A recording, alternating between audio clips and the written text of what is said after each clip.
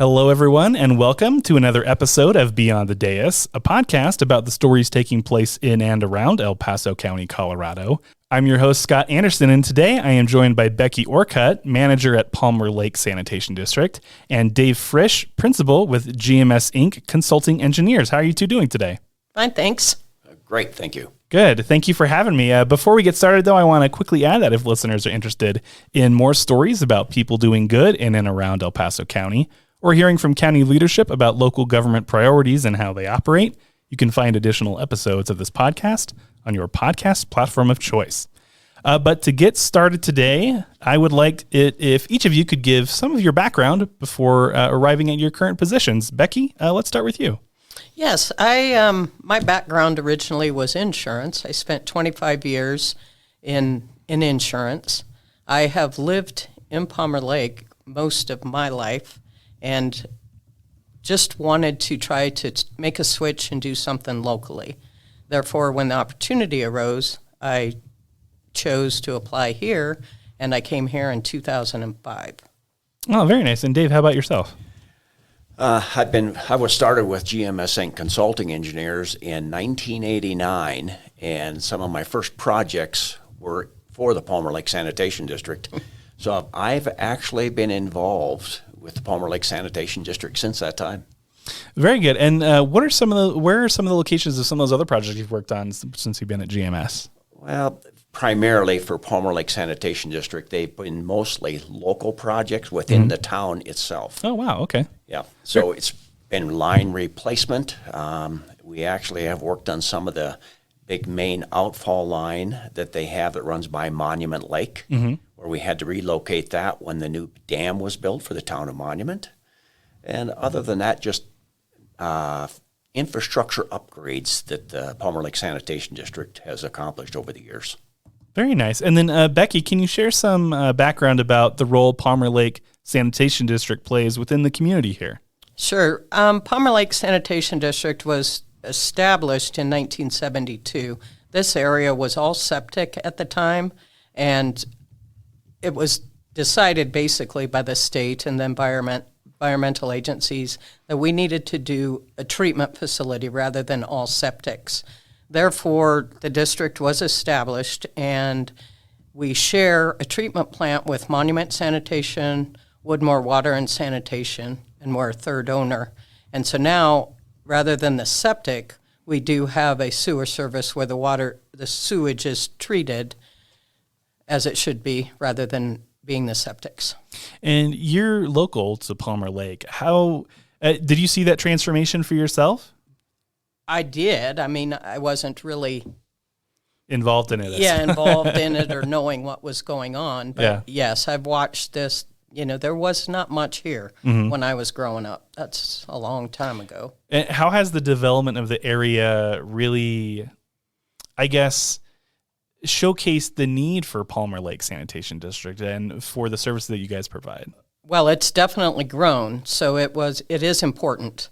It's important to get all of these homes off of septic and to take care of environmentally take care of things and treat the sewage properly.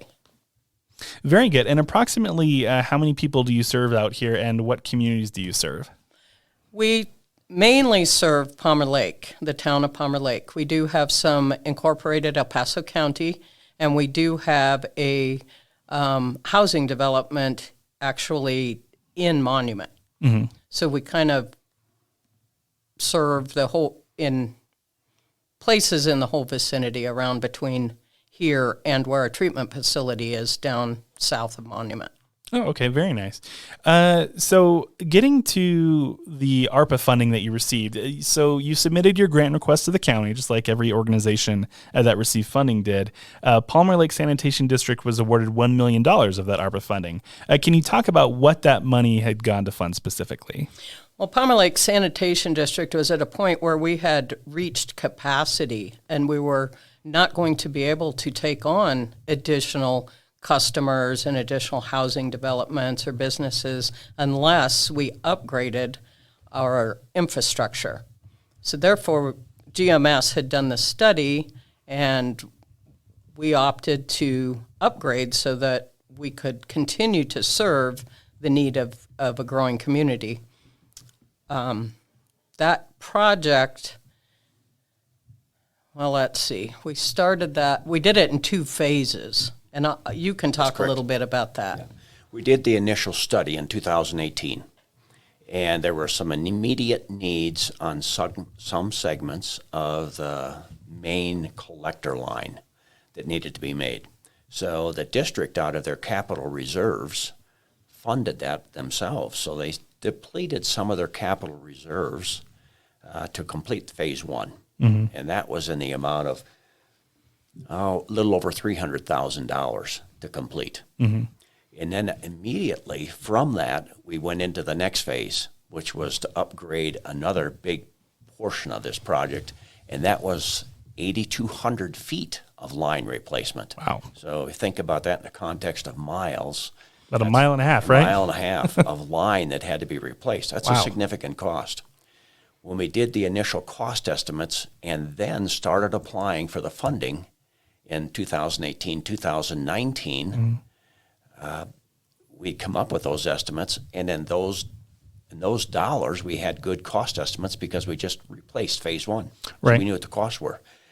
Then we hit the COVID year, and we ran into material supply issues, and there were labor cost increases, and then there was fuel cost increases. So there were significant increases. And by the time we got the funding all in place, the project bid, and selected the contractor, we realized that we were about $1 million over what we had originally started with in 2018. Mm-hmm. Therefore, the Palmer Lake Sanitation District went back through the Colorado Department of Public Health and Environment through the state revolving fund and applied for an additional $1 million to fund this project. And that's when the ARPA funds became available. Awesome. So I want to talk about that a little bit. So how important is it to receive grant funding for projects like this, especially when you're serving a smaller community? I mean, you don't have the funds coming in like a lot of the larger municipalities do. Correct. You just recently had to dip into capital reserves for part 1 of that project. So how important is it then to rely on these grant requests that you have the opportunity to obtain? Well, it's important. That $1 million that we received in ARPA allowed us to deobligate that extra $1 million loan that we had to obtain. Therefore, that reduced the cost increase to the customers of roughly $2 a month increase that we saved by getting that $1 million. So it had a significant impact on everybody because we were all of a sudden $1 million short. Mm-hmm. Yeah. And we were scrambling. We needed to do it, and it was a challenge. Yeah, and I think when you hear it, $2 a month, that doesn't sound like a lot when you're talking about it, right? But when that's savings that you're able to pass on to customers, especially when we're talking about coming out of the pandemic years and recession and things like that, it's not like it is. It's not like it seems like too much, but sometimes it could be the straw that breaks the camel's back, right? And so I think having organizations like Palmer Sanitation District and all the other organizations that I've spoken with that have been able to receive grant funding to ultimately help out just residents of El Paso County has been extremely important in these last 4 or 5 years at this point. So I want to know a little bit more about the project. Talk to me about how, if I am a resident of Palmer Lake, someone who is a customer of Palmer Lake Sanitation District, how does this affect me as a customer? I don't know that you would, as a customer, realize the impact of having the project done because your wastewater service would not change. Mm-hmm. However, if you had a piece of property and you wanted to build a new home on a lot, and the infrastructure was not upgraded, and the district had to come back and say, you know what, our main collector line that goes all the way to the wastewater treatment plant doesn't have the capacity to handle it anymore, that's when it would definitely impact you. Mm-hmm. So that was why it was important to upgrade this main collector line that went from really the town of Palmer Lake properly, all the way down to the south end of Mitchell Avenue in the town of Monument. It's a fairly long main, and so that's where where you would feel the impact as a customer. But the other way is that, and this goes back to the funding again, the $1 million.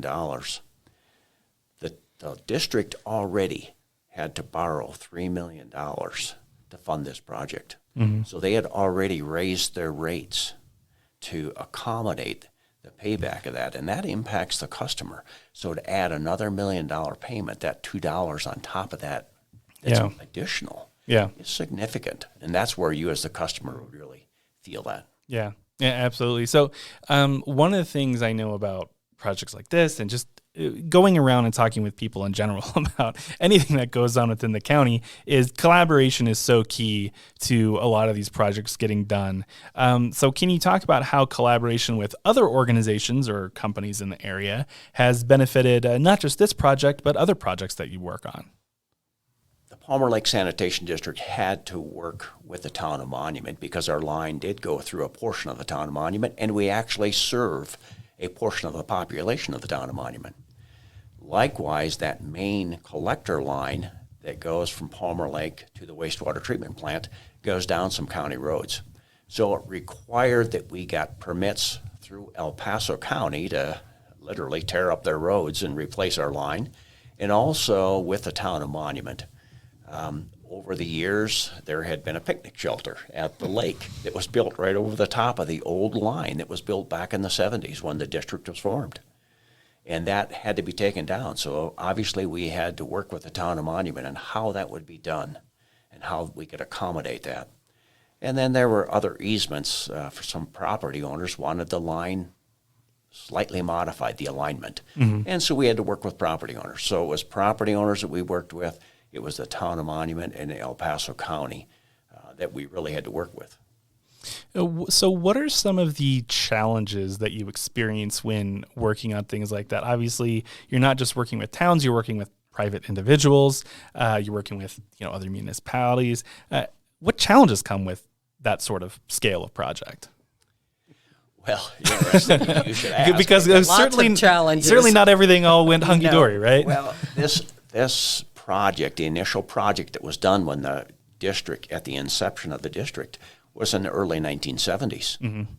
Well, since that time, little seedlings or pine trees would grow just naturally over the top of the alignment. Well, when we're going to replace that line, we're tearing down trees. And people may not know that that line is right underneath those trees, and all of a sudden we're tearing down some of their pine trees. That's a hard thing to accept as a property owner. I live up in this area. I know how valuable my trees are. Mm-hmm. So that was one of the big challenges, I think, is disturbing people's property in an area where we already had an easement and we're tearing down some of their trees. Some of it was in their backyard, and that became a challenge. Yes. The easements were in place, however, so was their landscaping. Mm-hmm. Is there ever an opportunity to work with the property owners to replant some of those trees or move some of that landscaping around? Yes, that was done, actually. Okay. Prior to the project starting, in fact, months before the project started, I personally had met with a bunch of the property owners on a little homeowners association group and just met with them and explained the project to them. They were all aware that the project was coming. They were all aware that their backyards were going to get tore up, and we were able to work with the property owners on how could we approach that was amenable to them and still affordable to the district to move their landscaping rock, move their fences, and then get it all back into place again in an acceptable manner. Yeah, that's really great. And I think one of the things that probably any large organization, but certainly at El Paso County, we value the feedback that we get from our customers, which of course for us are the residents of El Paso County. But obtaining that feedback can be really difficult sometimes. you mentioned having these town halls. I think is a great way to get a lot of people together who care about the thing that you're talking about and to get that feedback from them personally and right there on the spot.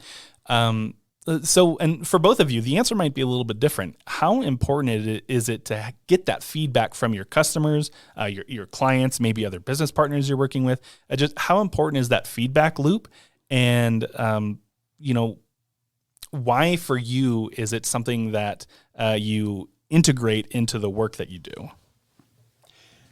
I'll start with that, Becky, and then I'll let you finish up. But communication is key on a project like this. So early on in this project, we met with representatives with El Paso County, for example, just to let them know what we were going to be doing. And it's not just this project. Any project that we do within El Paso County, we've had a great relationship with Department of Public Works to share with them what project is coming up next so they know whether or not they need to hold off on some maintenance work that they're maybe doing on that road. Mm-hmm. Mm-hmm. And in this case, not only was the Palmer Lake Sanitation District going to be doing a project along this road, so was the town of Monument. So El Paso County had a good feel, okay, I guess we just hold off on everything that we're going to be doing in this road. But then likewise with property owners, you know what, when they know that something is coming and we share with them what's going to happen, that just solves a lot of problems down the road. We were very conscientious about that, and we tried and did our best to contact every property owner where we would be on their property for any reason, whether it was just doing locates or whether we were actually digging through their backyard. And we tried to keep them in the loop. For the most part, things went very well. Of course, there's always going to be a few problems. And we ran across a few problems, but it was important to us to make those customers happy in the end and to work with them and do the best we could to make things right if they felt that things weren't right. Mm-hmm. So we worked really hard at trying to keep everybody happy and informed. Yeah, I think there's a lot to be said for good faith efforts.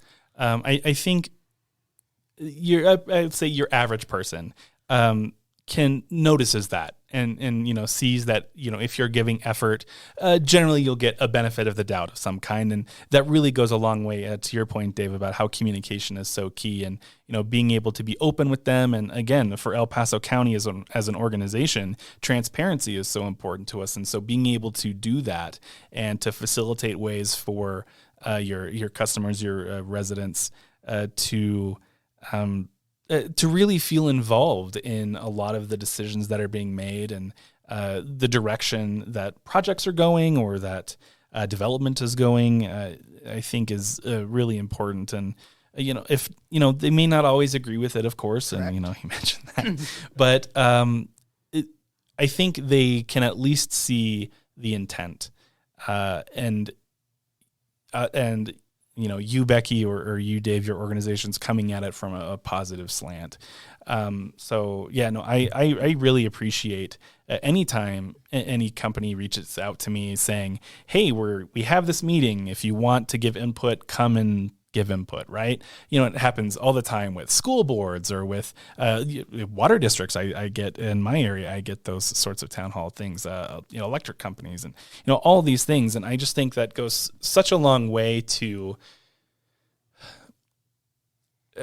really give people the opportunity to have their voice heard. And I think that's what a lot of people just want. They just want the opportunity and maybe not always expecting, it to end up going their way, but to at least let people know that their voice was heard. And, they got it out there, they said their piece and, whatever happens may happen. But offering that opportunity to people, I think is so valuable. So we've been able to talk about quite a bit here today, but I was just wondering if there's anything else that you guys would like to talk about before we close the conversation. I want to add one thing to the communication piece. Sure. One thing that the Palmer Lake Sanitation District did, and it was required as a part of the funding. However, at the onset of the project, when we went through the study and we presented it to the board of directors, there was a public hearing, and it was published in the paper that public hearing was going to occur. And it allowed anyone within the Palmer Lake Sanitation District to come and find out what this project was all about, and the district facilitated that here in their boardroom. Yeah, that's great. And just another example, I think, of, there's never too much, or there's never such a thing as over communicating. I think, people get information in different ways, especially today. I mean, you got television, you got newspaper, you got magazines, you got social media, you got the internet, and so many ways to get information, and just putting it out there as much as possible and offering people the opportunity to receive that information in the way that they want to. And then, again, kind of like we talked about earlier, being able to speak their mind, I think goes a long way. So I certainly appreciate, as a resident of El Paso County myself, organizations like yours doing those, taking those steps to make it possible for residents to have their voices heard. So I appreciate that. Thank you. Thank you both for taking the time today. What I really like about this is these projects, they're very big in scope. Sometimes they're really hard to get your arms around and really understand the kind of work that's being done and the value that it offers. So I appreciate you two taking the time today, just after the new year, 2024, ring it in, to discuss this project and how it will benefit the residents here in the Palmer Lake area. So the one thing that I appreciate is El Paso County considering us as a small district. So many times with this money, this funding, it tends to go to the bigger entities. Mm-hmm. And I was pleasantly surprised when they chose to give this funding to the small communities and districts. And I'm sure our citizens, our residents appreciate it too, even though they may not realize it. Yeah. But it was big. The project is complete. We're done. Oh, wow. Everything it was completed, actually completed the end. It's been complete for a year. Yeah. Very good. Correct. So we got on it, got it done immediately, and everything's good. But we do appreciate El Paso County very much, considering us as the small guy that tends to fall under the radar. Right. No, and I think the fact that you were able to get that project completed so quickly, I think it speaks to the preparation that both the district and GMS had going into the project. You were prepared for it, and once that money came, you were ready to get to work and get the job done. So again, I think that speaks very highly of both organizations. So again, thank you for that, and thank you for taking the time. I appreciate you guys letting me come here and speak with you today. Thank you. Appreciate your time. If you're interested in listening to additional episodes of Beyond the Dais, be sure to look for us on Podbean or wherever you get your podcasts. Thanks for listening, and we'll see you next time.